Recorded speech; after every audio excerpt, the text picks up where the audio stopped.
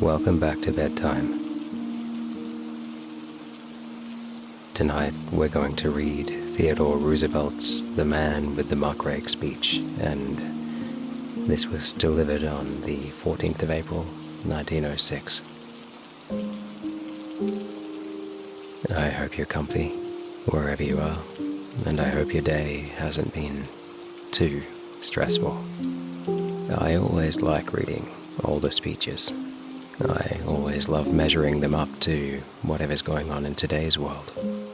And I don't know when you're listening to this, but I'm listening to it in early 2025, and no matter where you are in the world, I'm sure this bears great relevance, and across time as well, probably.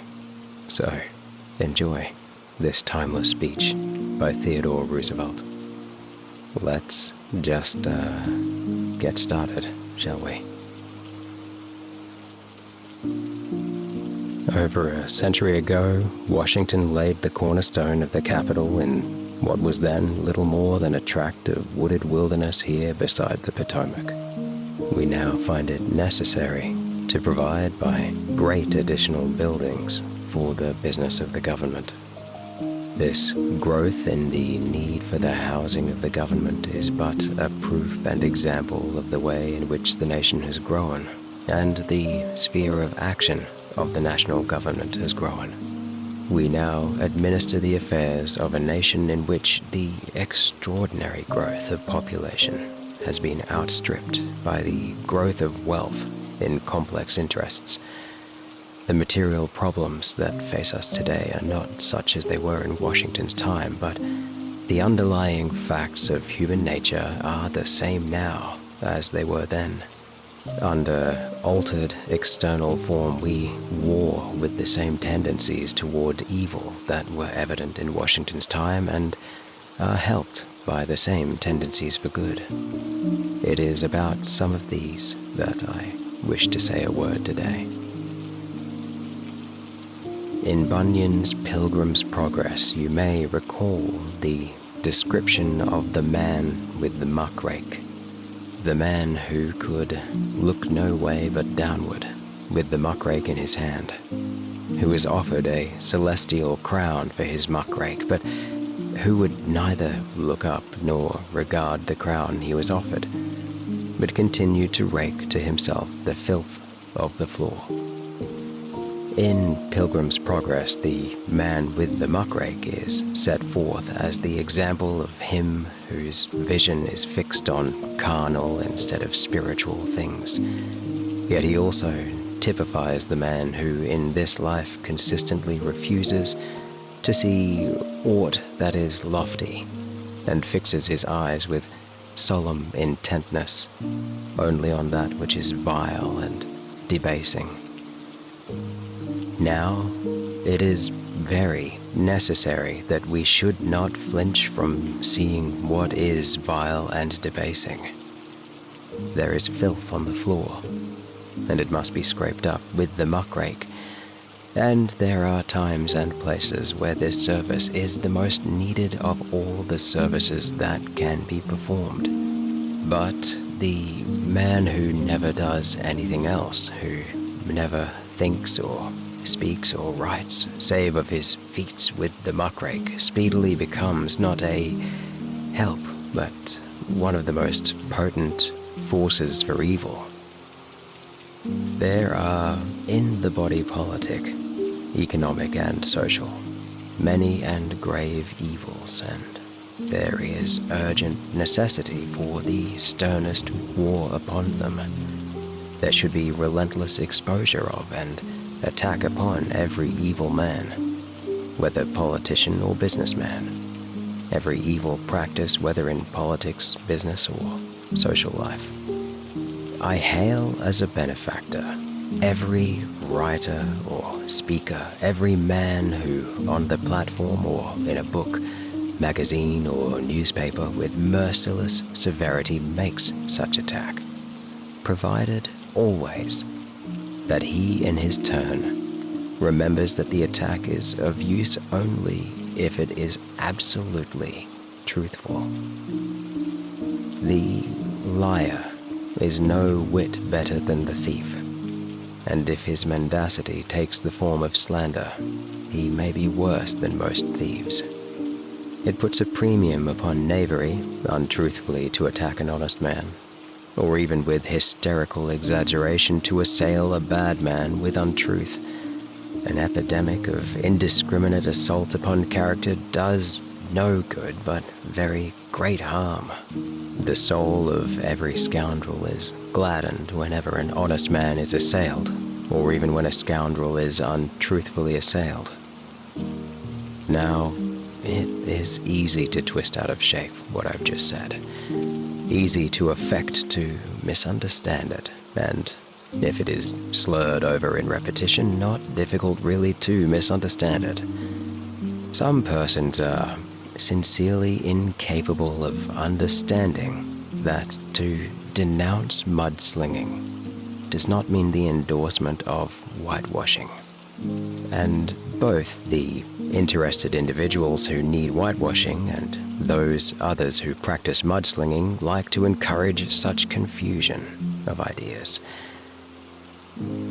One of the chief counts against those who make indiscriminate assault upon men in business or men in public life is that they invite a reaction which is sure to tell powerfully in favor of the unscrupulous scoundrel who really ought to be attacked, who ought to be exposed, who ought, if possible, to be put in the penitentiary. If Aristides is praised overmuch as just, people get tired of hearing it, and over censure of the unjust finally, and from similar reasons, results in their favor. Any excess is almost sure to invite a reaction, and unfortunately the reactions, instead of taking the form of punishment of those guilty of the excess, is apt to take the form either of punishment of the unoffending or of giving immunity and even strength to offenders. The effort to make financial or political profit out of the destruction of character can only result in public calamity. Gross and reckless assaults on character, whether on the stump or in newspaper, magazine, or book, create a morbid and vicious public sentiment, and at the same time act as a profound deterrent to able men of normal sensitiveness and tend to prevent them from entering the public service at any price.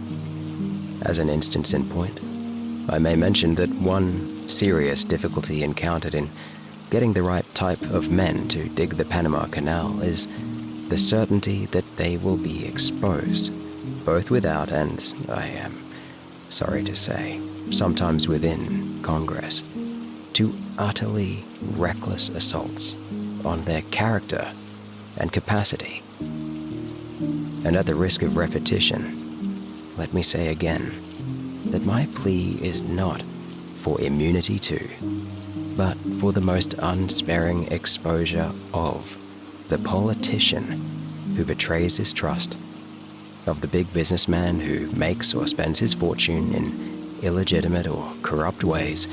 There should be a resolute effort to hunt every such man out of the position he's disgraced, expose the crime, and hunt down the criminal. But remember that even in the case of crime, if it is attacked in sensational, lurid, and untruthful fashion, the attack may do more damage to the public mind than the crime itself. It is because I feel that there should be no rest in the endless war against the forces of evil that I ask the war be conducted with sanity, as well as with resolution. The men with the muck-rakes are often indispensable to the well-being of society, but only if they know when to stop raking the muck and to look upward to the celestial crown above them, to the crown of worthy endeavor.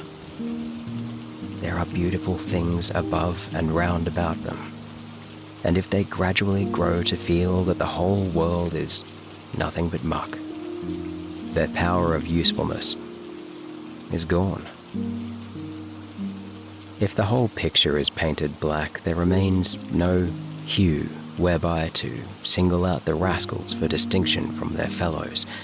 Such painting finally induces a kind of moral color blindness, and people affected by it come to the conclusion that no man is really black and no man really white, but they're all grey. In other words, they neither believe in the truth of the attack nor in the honesty of the man who is attacked. They grow as suspicious of the accusation as of the offense. It becomes well nigh hopeless to stir them either to wrath against wrongdoing or to enthusiasm for what is right. And such a mental attitude in the public gives hope to every knave and is the despair of honest men. To assail the great and admitted evils of our political and industrial life with such crude and sweeping generalizations as to include decent men in the general condemnation means the searing of the public conscience. There results a general attitude either of cynical belief in and indifference to public corruption, or else of a distrustful inability to discriminate between the good and the bad. Either attitude is fraught with untold damage to the country as a whole. The fool who has not sense to discriminate between what is good and what is bad is well nigh as dangerous as the man who does discriminate and yet chooses the bad. There is nothing more distressing to every good patriot, to every good American, than the hard, scoffing spirit which treats the allegation of dishonesty in a public man as a cause for laughter.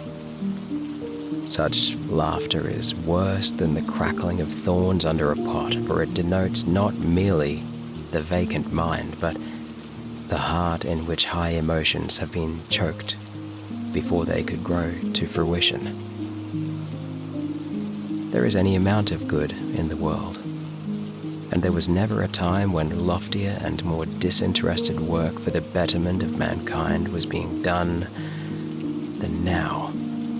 The forces that tend for evil are great and terrible, but the forces of truth and love and courage and honesty and generosity and sympathy are also stronger than ever before.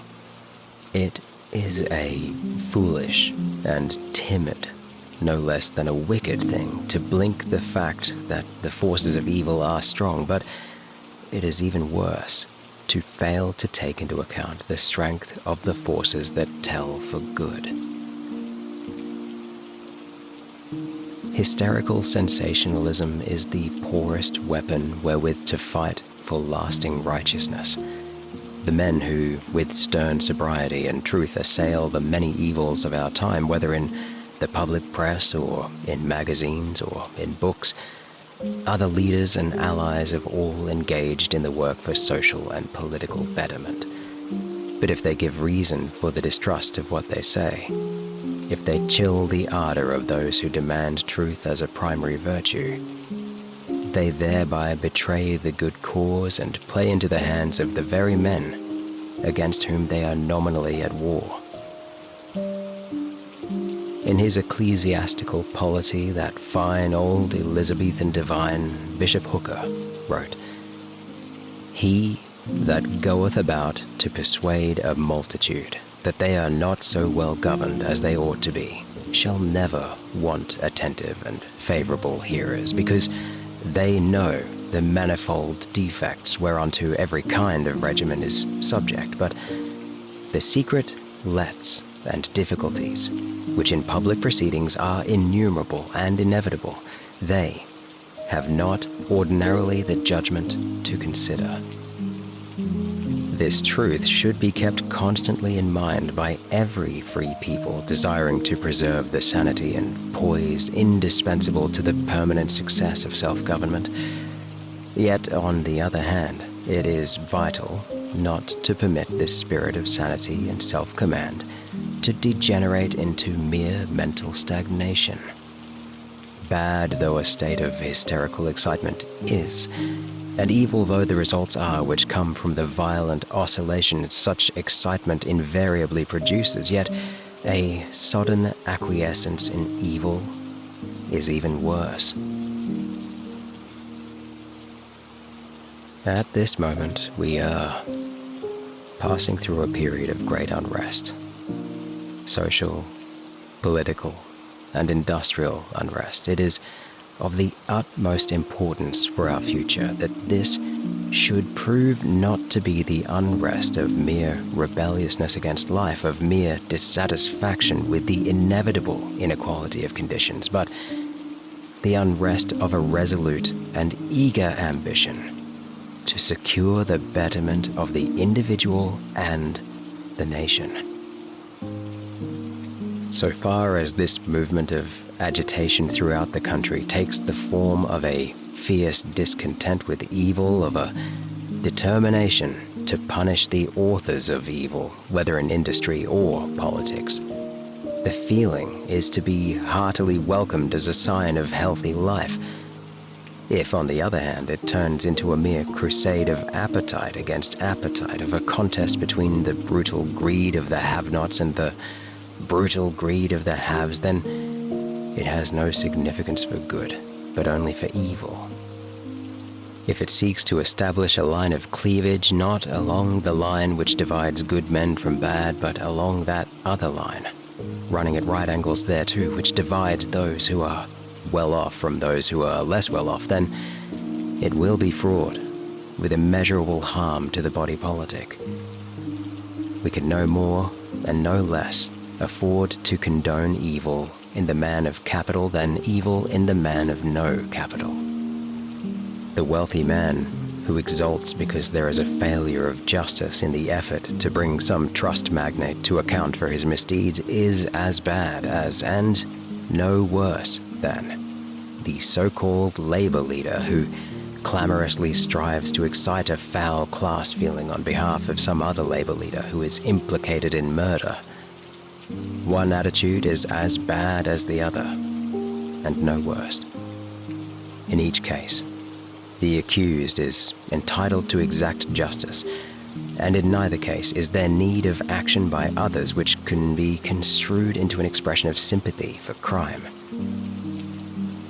It is a prime necessity that, if the present unrest is to result in permanent good, the emotion shall be translated into action, and that the action shall be marked by honesty, sanity, and self-restraint. There is mighty little good in a mere spasm of reform. The reform that counts is that which comes through steady, continuous growth. Violent emotionalism leads to exhaustion. It is important to this people to grapple with the problems connected with the amassing of enormous fortunes and the use of those fortunes, both corporate and individual, in business. We should discriminate in the sharpest way between fortunes well won and fortunes ill won, between those gained as an incident to performing great services to the community as a whole, and those gained in evil fashion by keeping just within the limits of mere law honesty. Of course, no amount of charity in spending such fortunes in any way compensates for misconduct in making them. As a matter of personal conviction, and without pretending to discuss the details or formulate the system, I feel that we shall ultimately have to consider the adoption of some such scheme as that of a progressive tax on all fortunes, beyond a certain amount, either given in life or devised or bequeathed upon death to any individual, a tax so framed as to put it out of the power of the owner of one of these enormous fortunes to hand on more than a certain amount to any one individual. The tax, of course, to be imposed by the national and not the state government. Such taxation should, of course, be aimed merely at the inheritance or transmission in their entirety of those fortunes swollen beyond all healthy limits.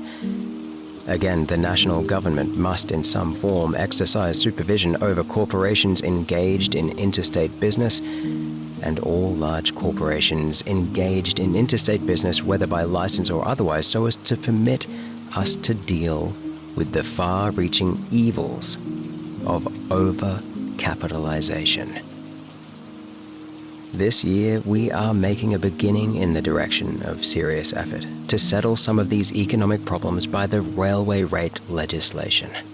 Such legislation, if so framed, as I'm sure it will be, as to secure definite and tangible results, will amount to something of itself, and it will amount to a great deal more, insofar as it is taken as a first step in the direction of a policy of superintendence and control over corporate wealth engaged in interstate commerce. This superintendence and control not to be exercised in a spirit of malevolence toward the men who have created the wealth, but with the firm purpose both to do justice to them and to see that they in their turn do justice to the public at large. The first requisite in public servants who are to deal in this shape with corporations, whether as legislators or executives, is honesty. This honesty can be no respecter of persons. There can be no such thing as unilateral honesty. The danger is not really from corrupt corporations. It springs from the corruption itself, whether exercised for or against corporations. The Eighth Commandment reads, "Thou shalt not steal." It does not read, "Thou shalt not steal from the rich man." It does not read, "Thou shalt not steal from the poor man." It reads, simply and plainly, "Thou shalt not steal." No good whatever will come from that warped and mock morality which denounces the misdeeds of men of wealth and forgets the misdeeds practiced at their expense, which denounces bribery but blinds itself to blackmail, which foams with rage if a corporation secures favors by improper methods and merely leers with hideous mirth if the corporation is itself wronged. The only public servant who can be trusted honestly to protect the rights of the public against the misdeeds of a corporation is that public man who will just as surely protect the corporation itself from wrongful aggression. If a public man is willing to yield to popular clamor and do wrong to the men of wealth or to rich corporations, it may be set down as certain that if the opportunity comes, he will secretly and furtively do wrong to the public in the interest of a corporation. But in addition to honesty, we need sanity. No honesty will make a public man useful if that man is timid or foolish, if he is a hot-headed zealot or an impracticable visionary. As we strive for reform, we find that it is not at all merely the case of a long uphill pull.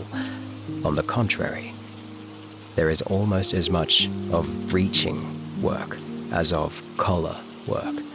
To depend only on traces means that there will soon be a runaway and an upset. The men of wealth who today are trying to prevent the regulation and control of their business in the interest of the public by the proper government authorities will not succeed, in my judgment, in checking the progress of the movement. But if they did succeed, they would find that they had sown the wind and would surely reap the whirlwind. For they would ultimately provoke the violent excesses which accompany a reform coming by convulsion instead of by steady and natural growth. On the other hand, the wild preachers of unrest and discontent, the wild agitators against the entire existing order, the men who act crookedly, whether because of sinister design or from mere puzzle-headedness, the men who preach destruction without proposing any substitute for what they intend to destroy, or who propose a substitute which would be far worse than the existing evils, all these men are the most dangerous opponents of real reform. If they get their way, they will lead the people into a deeper pit than any into which they could fall under the present system. If they fail to get their way, they will still do incalculable harm by provoking the kind of reaction which, in its revolt against the senseless evil of their teaching, would enthrone more securely than ever the evils which their misguided followers believe they are attacking. More important than aught else is the development of the broadest sympathy of man for man, the welfare of the wage worker, the welfare of the tiller of the soil. Upon these depend the welfare of the entire country. Their good is not to be sought in pulling down others, but their good must be the prime object of all our statesmanship.